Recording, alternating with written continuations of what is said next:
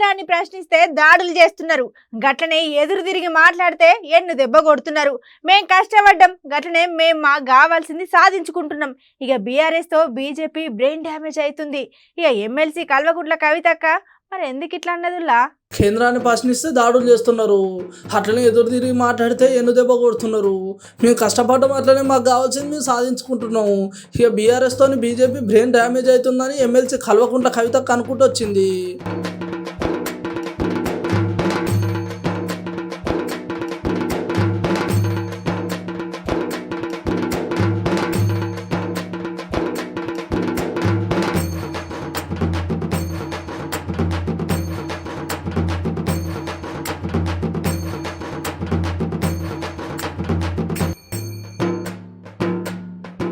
ఇక మొన్నటిదాకా మేము మా తెలంగాణ రాష్ట్రం కోసం కష్టపడ్డాము, అట్లనే అన్ని సాధించుకున్నాం కూడా. ఇక సంక్షేమ పథకాలు కూడా అందించినాం.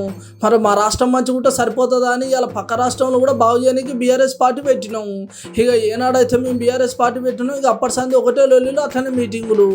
ఒకలేమో ఇట్లా అంటారు, ఇంకొకలేమో అట్లా అంటారు. మొత్తానికి బీఆర్ఎస్ పార్టీతోని బీజేపీకి బ్రెయిన్ మొత్తం డ్యామేజ్ అయిందని చెప్పుకుంటూ వచ్చిళ్ళు.